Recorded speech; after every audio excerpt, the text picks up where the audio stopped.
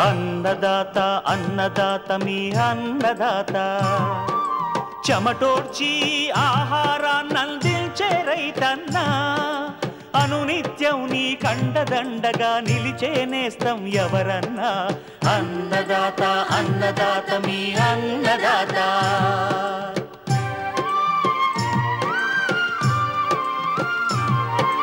నూతన రీతుల సాగుబడికి నూరింతలు పెరిగే దిగుబడికి సూచనలిచ్చే సస్య రక్షణకు పశు పోషణకి శాస్త్ర విజ్ఞానం అందించి ముందుకు నడిపే తెలుగు రైతు భారతదేశానికి మకుటం అయ్యేలా తీర్చిదిద్దే ఆశయంతో మిమ్ము మేలు కొలిపేది అన్నదాత అన్నదాత అన్నదాత మీ అన్నదాత అన్నదాత అన్నదాత మీ అన్నదాత. అన్నదాత ప్రేక్షకులకు నమస్కారం. ఈనాటి ముఖ్యాంశాలు: ఖరీఫ్ వరి విత్తనోత్పత్తిలో మెలకువలు, సస్యరక్షణలో స్ప్రేయర్లు డ్రోన్ల వాడకం, పిచికారీ సమయంలో జాగ్రత్తలు, ఇంకా జై కిసాన్ వ్యవసాయ సమాచారం.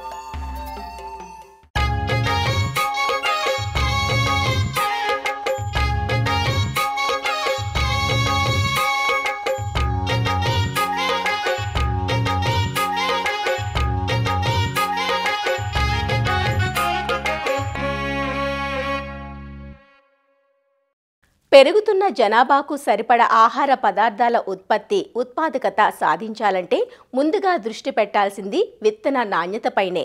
విత్తు మంచిదైతేనే మేలైన దిగుబడి రైతు సొంతమవుతుంది. మన ప్రధాన ఆహార పంటైన వరిలో విత్తనం పైన రైతులు అధికంగా ఖర్చు చేస్తుంటారు. నిజానికి వరిలో విత్తనోత్పత్తి చాలా తేలిక. విత్తనంపై పెట్టే ఖర్చును తగ్గించుకోవాలన్నా, కల్తీ లేని నాణ్యమైన విత్తనం పొందాలన్నా ఎవరి విత్తనం వారే పండించుకోవడం ఎంతైనా శ్రేయస్కరం. నకిలీ నాసి విత్తనాలు రాజుమేలుతున్న తరుణంలో రైతులే సొంతంగా విత్తనోత్పత్తి చేసుకోవాల్సిన ఆవశ్యకత పెరుగుతోంది. తోటి రైతులకు మేలైన విత్తనాన్ని విక్రయించడం ద్వారా అదనపు ఆదాయాన్ని పొందే అవకాశమూ ఉంటుంది. వరి విత్తనోత్పత్తిలో పాటించాల్సిన మెలకువలను తెలియజేస్తున్నారు ఆచార్య ఎన్జీ రంగా వ్యవసాయ విశ్వవిద్యాలయం నైరా వ్యవసాయ కళాశాల విస్తరణ విభాగం అధ్యాపకులు డాక్టర్ డి చిన్నమనాయుడు. శ్రీకాకుళం జిల్లాలో కానీ ఉత్తర కోస్తా కానీ ఆంధ్రప్రదేశ్లో కూడా ఖరీఫ్ పంట కాలంలో వరి ఒక ప్రధానమైన పంట. మరి ఇంత విస్తీర్ణంలో వరి వేస్తున్నప్పుడు విత్తనం కూడా అవసరం కూడా ఎక్కువ ఉంటుంది. ఒక్కొక్కసారి రైతులు సకాలంలో విత్తనం దొరకక, నాణ్యమైన విత్తనం దొరకక, అదేవిధంగా ప్రభుత్వ శాఖల నుంచి కానీ డిపార్ట్మెంట్స్ సకాలంలో విత్తనం ఇవ్వలేని పరిస్థితి. ఒకవేళ ఇచ్చినా కానీ కొన్ని నాణ్యత ప్రమాణాలు సరిగా లేకపోవడం వల్ల రైతులు పంట వేసిన తర్వాత ఈ విత్తనంలో కల్తీలు కానీ విత్తన నాణ్యత దెబ్బతినేటప్పుడు ఆ ప్రభావం పంట మీద కూడా పడి మరి పంట కూడా నికర ఆదాయం తగ్గడం అనేది జరుగుతుంది. మరి ఇప్పటికే రైతులకి చెప్తున్నాం, సొంత విత్తనం తయారు చేసుకోవాలి, లేదా గ్రామీణ స్థాయిలోనే సంఘటితంగా ఆ ప్రాంతానికి కావలసిన రకాలను ఎంపిక చేసుకుని విత్తనోత్పత్తి చేసుకోవాలని. అదేవిధంగా ఈ ఏపీ సీడ్స్ కార్పొరేషన్ కానీ, కృషి విజ్ఞాన కేంద్రాలు, అదేవిధంగా రకరకాల సంస్థలు ఈ విత్తనోత్పత్తి కోసం చాలా వరకు కృషి చేయడం జరుగుతుంది. మరి ఖరీఫ్లో కూడా విత్తనం కోసం ఇప్పటికే రైతులు చాలా వరకు వేస్తుంటారు వరి పంటను. సాధారణ మార్కెట్లో అమ్ముకోవడానికైతే మామూలు జాగ్రత్తలు కొంతవరకు సరిపోతాయి. కానీ విత్తనోత్పత్తి కోసం, ఎందుకంటే విత్తనం అనేది నాణ్యత చాలా ముఖ్యమైన అంశం. ఎందుకంటే ఈ విత్తనాన్ని ఇంకొక రైతులకి ఏపీ సీడ్స్ కానీ, లేదా విశ్వవిద్యాలయాలు కానీ, లేకపోతే డిపార్ట్మెంట్స్ కానీ వేరే రైతులకి అమ్ముతారు. కాబట్టి నాణ్యమైన విత్తనం కనుక రైతులకు అందించాలనుకుంటే రైతు సోదరులు ఈ ఖరీఫ్ కాలంలో కూడా కొన్ని ముఖ్యమైనటువంటి యాజమాన్య పద్ధతులు పాటించాల్సిన అవసరం ఉంటుంది. కాబట్టి ఈ సమయంలో ఏంటంటే ముఖ్య గమనిక ఏంటంటే కేలీలు ఏరివేయడం అనేది తప్పనిసరిగా చేయాలి. రైతులు సులువుగానే గమనించగలుగుతారు. కాబట్టి ఎలాంటి తేడాలు ఉన్నా కానీ వేసిన రకము తాలూకు లక్షణాలు కాకుండా వేరే రకం లక్షణాలు ఉన్న మొక్కలు ఏవైనా ఒక 2% నుంచి 10% వరకు ఉండొచ్చు. ఏ రకం సీడ్ ఉత్పత్తి చేసినా కానీ ఈ కేలీలు ఏరివేత అనేది చాలా ముఖ్యమైనటువంటి అంశంగా రైతులు గమనించి ఈ దశలో చిరుపొట్ట దశ, పూత దశ, గింజ నిండుతున్న దశ కేలీలు కనుక ఏరివేస్తే మనకు నాణ్యమైనటువంటి స్వచ్ఛమైనటువంటి విత్తనాన్ని ఇతర రైతులకు అందించేటువంటి పరిస్థితులు ఉంటాయి. కాబట్టి కేలీలు ఏరివేత అనేది చాలా ముఖ్యమైన అంశంగా రైతులు గమనించాలి. ఇంకొక అంశం ఏంటంటే, మనం విత్తనం కోసం చేసిన ఎక్కువ దిగుబడి రావాలి అంటే గింజ నాణ్యత ఉండాలి, గింజ బరువు బాగా ఉండాలంటే ఈ చిరుపట దశలో చేసేటువంటి ఎరువుల యాజమాన్యం చాలా ముఖ్యమైనటువంటి అంశం. మామూలుగా దుబ్బు తయారవడానికి ముందు దశలో డిఏపి, యూరియా వేసుంటారు. కానీ ఈ చిరుపట దశలో గింజ నాణ్యత పెరగాలి, రంగు బాగా ఉండాలంటే పొటాష్ తాలూకు ఆవశ్యకత చాలా ఎక్కువగా ఉంటుంది. కాబట్టి చిరుపట దశలో నత్రజని సిఫార్సు చేసిన మేరకు రకాన్ని బట్టి 30 నుంచి 40 కేజీలు నత్రజని, తప్పనిసరిగా పొటాష్ ఒక ఎకరానికి 20 నుంచి 25 కేజీలు వేయాల్సిన అవసరం ఉంటుంది. ఎక్కడైనా కొంచెం పొటాష్ లోపం ఉన్నటువంటి భూములు కానీ, లేదా మీకు పంట చూసేసరికి కింద ఆకులు పండుబారిపోవడం, అంచులు ఎండిపోతున్నట్టు ఉండడం, చిగుర్లు మాడినట్టు ఉందంటే ఆ పొలాలు పొటాష్ తక్కువగా ఉందని గమనించి మీరు 25 కేజీల వరకు కూడా ఎకరానికి ఈ పొటాష్ ఎరువును చిరుపొట్ట దశలో తప్పనిసరిగా వేసుకుంటే మీకు గింజ బరువు, నాణ్యత, స్వచ్ఛత అన్నీ కూడా పెరుగుతాయి. కాబట్టి ఇది ఎరువుల యాజమాన్యానికి సంబంధించిన జాగ్రత్తగా రైతులు గమనించాలి. ఇకపోతే నీటి యాజమాన్యం కూడా చాలా ముఖ్యమైన అంశం. చాలా దగ్గరలో ఏంటంటే రైతులు విత్తనానికి ఎంపిక చేసుకున్న పొలాలు నీటి సదుపాయం బాగుండే దగ్గర చేస్తుంటారు. కానీ ఒక్కొక్కసారి నీరు ఎక్కువగా నిలబడడం, లేదా ఒక్కోసారి వాతావరణ పరిస్థితులు బాగులేక కానీ కాలువలకు నీరు లేకపోతే బెట్ట పరిస్థితులు వస్తాయి. కాబట్టి అలాంటి సమయంలో తప్పనిసరిగా జీవతడులు లేదా ఉన్నటువంటి నీరు మీకు ఎంతవరకు అవకాశం నీరు ఉంటుందో ముందు విత్తనోత్పత్తి చేసినటువంటి పొలాలకి నీరు ఇవ్వాల్సినటువంటి అవసరం ఉంటుంది.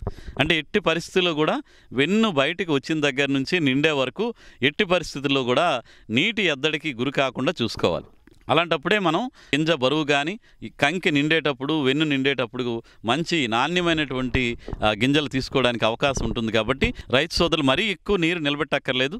కానీ పూత దశ నుంచి గింజ వచ్చే వరకు కూడా 2 అంగుళాల నుంచి 5 అంగుళాల నీరు పొలంలో ఉండేటట్టు జాగ్రత్త తీసుకోవాలి. అదేవిధంగా గింజ తాలూకు నాణ్యత చాలా ముఖ్యం. ఎందుకంటే విత్తనం కోసం ఇస్తున్నాం కాబట్టి చీడపీడలు ఆశించినటువంటి విత్తనాన్నే రైతు సోదరులకు అందించాలి. కాబట్టి ఈ పూత దశలో వచ్చేటువంటి ప్రత్యేకంగా తెగుళ్ళు వస్తుంటాయి. ఎక్కువగా పొడ తెగులు, అలాగే మెడవిరుపు తెగులు వచ్చేటువంటి అవకాశం ఉంటుంది. అదేవిధంగా మీకు మానిపండు తెగులు ఇది వస్తే ఏమవుద్దంటే గింజల మీద ఈ సిద్ధబీజాలన్నీ నల్లటి సిద్ధబీజాలుండి అది కదిపామంటే ఆ సిద్ధబీజాలన్నీ కూడా ఇతర గింజలకు కూడా వెళ్ళిపోయి ఆ గింజల తలకు రంగు చూసుకుంటే మాత్రం తేటుగా ఉండకుండా కొంచెం నల్లగా కానీ రంగు పాలిపోయినట్టు కనిపిస్తాయి.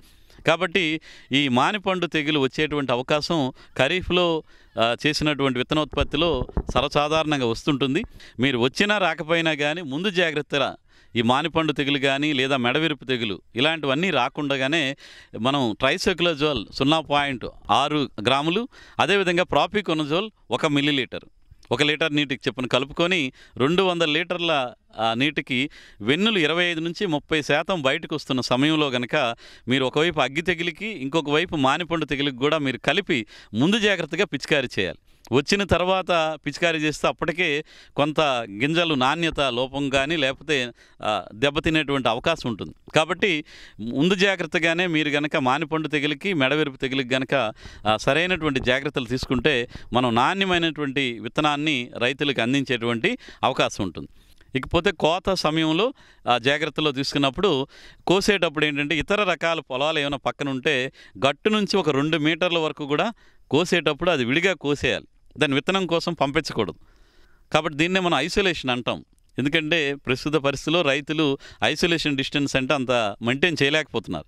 ఒక రకం వీరు స్వర్ణ ఇస్తే పక్కన ఇంకోటి 11, 21 సాంబా మసూరి ఇలాంటి ఉండేటువంటి అవకాశం ఉంటుంది. కాబట్టి వాటికి ఈ పరపరాగ సంపర్కం కానీ జరిగినప్పుడు సెల్ఫ్ పాలినేటెడ్ అయినా కానీ కొన్ని నాణ్యత దెబ్బతినేటువంటి అవకాశం ఉంటుంది. కాబట్టి కోత కోసేటప్పుడు కూడా గట్టు దగ్గర ఉన్నటువంటి చేను ముందుగా కోసి మిగతా చేను మాత్రమే విత్తనానికి పంపించగలను.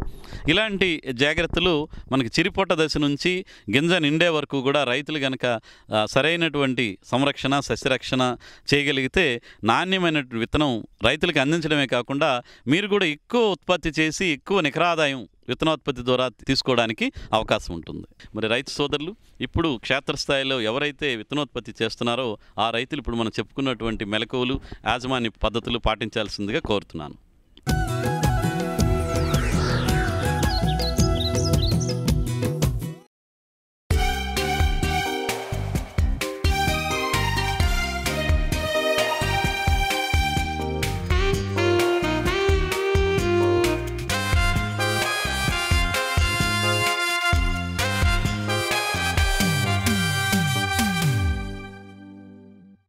మారుతున్న సాగు పద్ధతులు, వాతావరణ పరిస్థితులు, అధిక దిగుబడినిచ్చే హైబ్రిడ్ వంగడాల సాగు వంటి అనేక కారణాలతో పంటల్లో చీడపీడల ఉధృతి పెరుగుతోంది. విత్తు మొలిచింది మొదలు పంట కోత వరకు వివిధ దశల్లో ఆశించే పలు రకాల పురుగులు, తెగుళ్ల నివారణకు రసాయనిక మందులను వాడుతుంటారు రైతులు. ఒకప్పుడు చేతి పంపు, నాప్సాక్ స్ప్రేయర్లను వాడేవారు. కానీ ఇవాళ పవర్ స్ప్రేయర్లు, తైవాన్ స్ప్రేయర్లు, డ్రోన్ల వాడకం పెరిగింది. వీటిని సమర్థవంతంగా వినియోగించుకోవాలంటే సరైన విధంగా వాడుకోవాలి. లేనట్లయితే మందుల సామర్థ్యంతో పాటు పరికరాల మన్నిక కూడా తగ్గుతుంది. మందుల పిచికారీ సమయంలో పాటించాల్సిన జాగ్రత్తలను ఇప్పుడు చూద్దాం.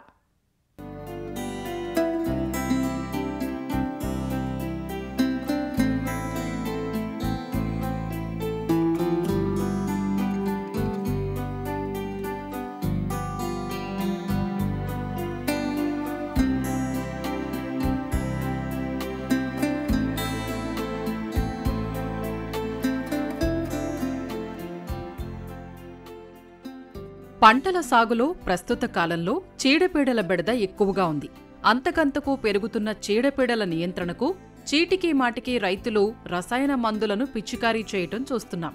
ఎంతలా అంటే మిరప, ప్రత్తి వంటి వాణిజ్య పంటలు, వంగ, బెండ వంటి కూరగాయ పంటల్లో రోజు మార్చి రోజు పిచికారీ చేయటం, అవసరానికి మించి పిచికారీ వంటి పరిణామాలు చోటు చేసుకుంటున్నాయి. అయితే మందులను ఎన్నిసార్లు పిచికారీ చేశాం అన్న దానికంటే అసలు పిచికారీ విధానం సరిగా ఉందా లేదా, ఎంత సమర్థవంతంగా మందు పనిచేస్తోంది, ఎంత వృధాగా పోతోంది అన్న విషయాన్ని సరిచూసుకోవడం ముఖ్యం. పిచికారీ చేసే సాధనం బాగున్నప్పుడే ఆ ప్రయోజనం నెరవేరుతుంది. ఇటీవలి కాలంలో చేతితో పనిచేసే స్ప్రేయర్ల కంటే యంత్రశక్తితో పనిచేసే స్ప్రేయర్ల వాడకం బాగా పెరిగింది. యంత్రశక్తితో పనిచేసే స్ప్రేయర్లే పవర్ స్ప్రేయర్ మరియు తైవాన్ స్ప్రేయర్. ఈ యంత్రశక్తితో పనిచేసే స్ప్రేయర్లను వాడటం వల్ల సమయం ఆదా అవటమే కాదు, ఈ స్ప్రేయర్ల ద్వారా వచ్చే బిందువులు చాలా చిన్నవిగా విడగొట్టబడి బయటకు వస్తాయి. కాబట్టి మందు ద్రావణంతో తడిచే విస్తీర్ణం ఎక్కువగా ఉంటుంది. అంతేకాదు, సాధారణ స్ప్రేయర్ కన్నా ఎక్కువ ఒత్తిడితో మందు ద్రావణం బయటకు వస్తుంది. కాబట్టి చీడపీడల నివారణ సమర్థవంతంగా జరుగుతుంది. వీటి వాడకం వల్ల నీటి వినియోగం సగానికి పైగా తగ్గిపోతుంది. సాధారణ పిచికారీకి ఎకరాకు 200 లీటర్ల నీరు అవసరమైతే ఈ స్ప్రేయర్ వాడితే ఎకరాకు 75 నుంచి 100 లీటర్ల నీరే సరిపోతుంది. 100 లీటర్లే వాడుతున్నా కదా అని సిఫారసు చేసిన మందు మోతాదును తగ్గించకూడదు. ఎకరాకు ఎంత అయితే మందు మోతాదును సిఫారసు చేశారో అంతే వాడాల్సి ఉంటుంది. ఉదాహరణకు క్లోరిపైరిఫాస్ అనే మందు 2 మిల్లీలీటర్లు ప్రతి లీటరు నీటికి చొప్పున ఎకరాకు 200 లీటర్లు నీటికి 400 మిల్లీలీటర్లు మందు వాడాల్సి ఉంటుంది. ఒకవేళ ఎకరాకు 100 లీటర్ల నీరే వాడినా నీరు తగ్గిస్తున్నాం కదా అని మందు మోతాదును తగ్గించకూడదు. 400 మిల్లీలీటర్ల మందును తప్పనిసరిగా వాడాలి. దీనివల్ల మందు ద్రావణం గాఢత పెరుగుతుంది. ఫలితంగా మందు సామర్థ్యం పెరిగి చీడపీడలు సమర్థవంతంగా నివారించబడతాయి. పవర్ స్ప్రేయర్లు ఎక్కువ కాలం మన్నికగా పనిచేయాలంటే అవి వాడుతున్నప్పుడు, వాడిన తర్వాత కూడా రైతులు కొన్ని మెళకువలు పాటించాలి. పవర్ స్ప్రేయర్ను పిచికారీకి వాడుతున్నప్పుడు ద్రవరూపం, పొడి రూపంలోని మందులను వాడవచ్చు. దీంతో గంటకు 2 ఎకరాలు పిచికారీ చేయవచ్చు. గంటకు లీటరు పెట్రోల్ అవసరమవుతుంది. ఇది పెట్రోలు ఇంజన్తో నడపబడుతుంది. 10 నుంచి 13 లీటర్ల మందు ద్రావణం పట్టే ట్యాంకు, 1.5 లీటరు పెట్రోలు పట్టే ట్యాంకు ఉంటాయి. వాయువేగం సెకనుకు 60 మీటర్లు ఉంటుంది. ప్రత్తి, మిరప, కూరగాయ పొలాల్లోనూ, పండ్ల తోటల్లోనూ దీనిని ఉపయోగించవచ్చు. ఇంజను సాయంతో గాలి ఎక్కువ ఒత్తిడితో రావటం వల్ల దీని నాజిల్ మందు ద్రావణాన్ని చిన్న చిన్న బిందువులుగా, అంటే 150 నుంచి 220 మైక్రాన్లుగా విడగొట్టి ఎక్కువ విస్తీర్ణంలో పిచికారీ చేస్తుంది. పిచికారీ చేసిన ద్రావణం బిందువులు గుండ్రంగా తిరగటం వల్ల ఆకుల పైభాగాన, క్రింద భాగాన కూడా పడతాయి. ఇది తక్కువ పరిమాణంలో పిచికారీ చేసే యంత్రం కాబట్టి స్ప్రే బిందువుల్లో మందు గాఢత ఎక్కువగా ఉంటుంది. పవర్ స్ప్రేయర్ చాలా కాలం మన్నికగా పనిచేయటానికి కొన్ని జాగ్రత్తలు తప్పనిసరిగా పాటించాలి. పవర్ స్ప్రేయర్ను పొడిగుడ్డతో శుభ్రం చేయాలి. 1 లీటరు పెట్రోలుకు 4 మిల్లీలీటర్ల 2T ఆయిల్ను కలిపి మాత్రమే ఇంధనంగా వాడుకోవాలి. పెట్రోలు సరఫరా చేసిన తర్వాత ఆక్సిలరేటర్ని పావు వంతు తెరిచి చోక్ని మూసివేయాలి. తర్వాత తాడును పుల్లీ చుట్టూ సరైన దిశలో చుట్టి లాగి ఇంజనును ప్రారంభించాలి. ఇంజను ప్రారంభమయ్యాక సరైన ఇంజన్ వేగం వచ్చే వరకు చోక్ను తెరిచి ఉంచాలి. గాలిని శుభ్రం చేసే ఫిల్టరును పరిశుభ్రంగా ఉంచాలి. స్పార్క్ ప్లగ్ పైన రసాయనాలు పడకుండా చూడాలి. సాధారణంగా ఇంజన్ వేగం నిమిషానికి 5500 చుట్లు ఉంటుంది. కాబట్టి రసాయనాలను వదలకుండా ఉన్నప్పుడు ఇంజన్ వేగాన్ని తగ్గించాలి. సాధారణ ఇంజనుకు వచ్చే ఇంధన సరఫరాను ముందుగా ఆపి ఆ తర్వాత ఇంజను ఆపాలి. ఈ విధంగా చేయటం వల్ల తిరిగి స్టార్ట్ చేయటం తేలిక. స్మార్ట్ ప్లగ్ టెర్మినల్ను తీసి ఆపకూడదు. అలా చేస్తే ఇంజన్పై అధిక భారం పడి చెడిపోయే అవకాశం ఉంటుంది. ప్రస్తుతం పలు కంపెనీల తైవాన్ స్ప్రేయర్లు అందుబాటులో ఉన్నాయి. ఇవి చదరపు సెంటీమీటర్కు 30 నుంచి 35 కిలోల పీడనంతో స్ప్రే చేస్తాయి. వీటి ఇంజను 1.4 అశ్వశక్తిని కలిగి ఉంటాయి. లీటరు పెట్రోలుకు 30 మిల్లీలీటర్ల 2T ఆయిల్ను కలపాలి. బరువు సుమారు 9 కిలోల వరకు ఉంటుంది. మందు ద్రావణం నింపే ట్యాంకు పరిమాణం 20 లీటర్లు ఉంటుంది. అలాగే పెట్రోలు ట్యాంకులో 600 నుంచి 900 మిల్లీలీటర్ల వరకు పడుతుంది. పవర్ స్ప్రేయర్తో పోలిస్తే తైవాన్ స్ప్రేయర్తో స్ప్రే చేసినప్పుడు మందు బాగా పనిచేస్తుంది. ఎందుకంటే తైవాన్ స్ప్రేయర్లో బిందువులు పవర్ స్ప్రేయర్ కంటే చిన్నవిగా విడగొట్టబడి పైరు పైన క్రింద పడతాయి. 1 లీటరు పెట్రోలుతో 6 ఎకరాల్లో స్ప్రే చేయవచ్చు. ధ్వని కాలుష్యం తైవాన్ స్ప్రేయర్లో చాలా తక్కువగా ఉంటుంది. పవర్ స్ప్రేయర్తో పోలిస్తే తైవాన్ స్ప్రేయర్ ఊగటం తక్కువగా ఉంటుంది. తైవాన్ స్ప్రేయర్తో ఒకేసారి 20 అడుగుల వరకు స్ప్రే చేయవచ్చు. రోజుకు 8 నుంచి 10 ఎకరాల్లో మందును పిచికారీ చేయవచ్చు. స్ప్రేయర్లు వాడటమే కాదు, వాటి పరిరక్షణ కూడా చాలా ముఖ్యం. కొత్త స్ప్రేయర్ అయితే మొదటి 20 పని గంటల తర్వాత తదుపరి ప్రతి 35 గంటలకు ఒకసారి స్ప్రేయర్కు ఉండే స్క్రూలు, నట్లు, బోల్టులు బిగించి సరిచేసుకోవాలి. ప్రతి 50 గంటల తర్వాత సైలెన్సర్ని, పొగ గొట్టాన్ని విప్పి కార్బన్ను శుభ్రపరుచుకోవాలి. ప్రతి 100 గంటల తర్వాత కార్బొరేటర్ను, ఇంధన పైపును శుభ్రపరుచుకోవాలి. ఈ జాగ్రత్తలు పాటించినట్లయితే రైతులు తమ స్ప్రేయర్లను ఎక్కువ కాలం మన్నికగా వాడుకోవచ్చు. ఇటీవలి కాలంలో పంటలపై మందుల పిచికారీ పనిని మరింత సులభతరం చేశాయి డ్రోన్లు. కేవలం 10 నిమిషాల్లో ఎకరం విస్తీర్ణంలో మందును పిచికారీ చేయవచ్చు. రోజుకు 30 ఎకరాల వరకు పిచికారీ పనులను పూర్తి చేయవచ్చు. ఇందులో 10 లీటర్లు, 16 లీటర్లు లేదా 25 లీటర్లు ట్యాంకు సామర్థ్యం గల డ్రోన్లు అందుబాటులో ఉన్నాయి. డ్రోన్ల వాడకంలో వ్యవసాయ విశ్వవిద్యాలయాలు, ప్రభుత్వాలు సైతం రైతులకు శిక్షణను ఇస్తున్నాయి. అయితే వీటి ఖరీదు ఎక్కువగా ఉన్నందున రైతులు సంఘాలుగా ఏర్పడి రాయితీల ద్వారా కొనుగోలు చేసుకునే అవకాశం ఉంది. డ్రోన్లను ఉపయోగించడం ద్వారా పిచికారీ సమయంలో మందు ద్రావణం శరీరంపై పడి తలెత్తే అనారోగ్య సమస్యల నుంచి తప్పించుకోవచ్చు. పిచికారీ చేసేటప్పుడు కొన్ని జాగ్రత్తలు తీసుకోవాలి. గాలి వీచే దిశకు వ్యతిరేకంగా కాకుండా గాలి వీచే దిశలోనే పిచికారీ చెయ్యాలి. రసాయన మిశ్రమం శరీరానికి తగలకుండా నిండుగా దుస్తులు, చేతులకు తొడుగులు, కళ్లజోడు తప్పనిసరిగా ధరించాలి. ఉదయం లేక సాయంత్రం వేళల్లో మాత్రమే పిచికారీ చెయ్యాలి. మందులను చేత్తో కలపకూడదు. కలపడానికి కర్రను మాత్రమే ఉపయోగించాలి. మందును ఆరుబయటే కలపాలి కానీ గాలి ఆడని ప్రదేశాల్లో కలపకూడదు. చీడపీడల నివారణకు మందులు పిచికారీ చేసేటప్పుడు ఉప్పు నీటిని వాడకూడదు. ఉదజని సూచిక 5 నుంచి 8 వరకు ఉన్న నీటిని వాడుకోవాలి. మందును కొలవటానికి డబ్బా మూతలు, సీసా మూతలు, అగ్గిపెట్టె మూతలు వాడకూడదు. మందును ముందుగా డ్రమ్ముల్లో కానీ బకెట్లలో కానీ కలుపుకోవాలి. తర్వాత స్ప్రేయర్లో నింపుకుని పైరుపై పిచికారీ చెయ్యాలి. స్ప్రేయర్లో నేరుగా మందు, నీరు కలపకూడదు. ప్రమాదవశాత్తు మందు కళ్లల్లో పడితే మంచినీటితో బాగా కడగాలి. మందులు చల్లుతున్న సమయంలో బీడీ, సిగరెట్, తమలపాకు సేవించరాదు. మందులు చల్లిన తర్వాత సబ్బుతో చేతులు కడుక్కోవాలి. స్ప్రేయర్ నాజిల్లో నలకలు అడ్డుపడకుండా మందు ద్రావణాన్ని ముందే వడగట్టుకోవాలి. ఒకవేళ స్ప్రేయర్లో అడ్డుపడితే నోటితో ఊది తీయటం వంటివి చేయకూడదు. వీటిని నిర్దేశించిన నాజిల్ను మాత్రమే వాడుకోవాలి. ఇన్ని జాగ్రత్తలు తీసుకున్నప్పుడే మనం పిచికారీ చేసే మందులు సమర్థవంతంగా పనిచేసి దుష్ప్రభావాలు తగ్గిస్తాయి.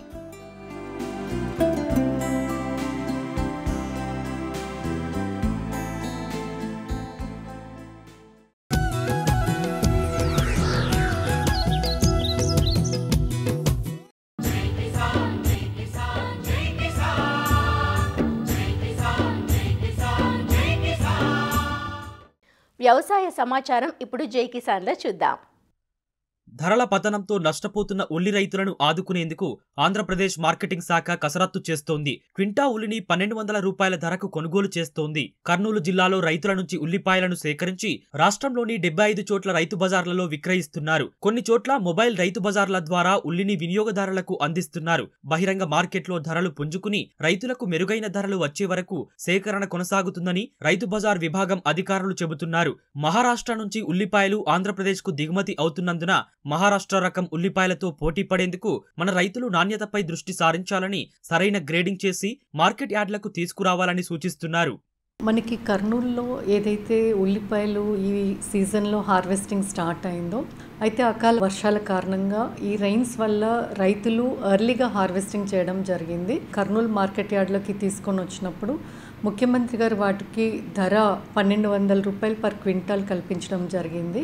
అయితే అక్కడ మార్కెటింగ్ డిపార్ట్మెంట్ వాళ్ళు ఈ ఉల్లిపాయలు కొని ఇక్కడ రైతు బజార్లకి పంపించడం జరుగుతూ ఉంది. ఇవి కర్నూలు నుంచి వివిధ ప్రాంతాలకి ఆంధ్రప్రదేశ్లో మనం ఇవి సరఫరా చేయడం జరుగుతూ ఉంది. ఇప్పటి వరకు 75 రైతు బజార్లో ఈ ఉల్లిపాయలని మనం విక్రయించడం జరుగుతూ ఉంది. మనము కర్నూలు నుంచి మనకి డిస్టెన్స్ ఎంత పడుతుంది, సపోజ్ వైజాగ్ అనుకుంటే మనకి ఎక్కువ డిస్టెన్స్ ఉంటుంది, అదే విజయవాడకి అయితే ఇంకొంచెం తక్కువ రేటు పడుతుంది. ఈ రకంగా మనము వీటిని 17 నుంచి 20 రూపాయల వరకు విక్రయించడం జరుగుతోంది. ముఖ్యంగా మనకి రేటు యావరేజ్గా 18 రూపాయలు పర్ కేజీ పడుతూ ఉంది. కర్నూలు నుంచి వచ్చినవి ఏదైతే 75 రైతు బజార్లలో మనం సేల్స్ చేస్తున్నామో, రైతు బజార్స్తో పాటు మొబైల్ వ్యాన్స్ కూడా పెట్టి ఎక్కడైతే పబ్లిక్ రైతు బజార్కి రాలేరో ఆ ప్రాంతాలకు కూడా ఈ ఆనియన్స్ని పంపించి మనం సేల్స్ చేయడం జరుగుతూ ఉంది. ముఖ్యంగా మనకి మహారాష్ట్ర ఆనియన్స్ అనేది ఎక్కువ వాడతారు.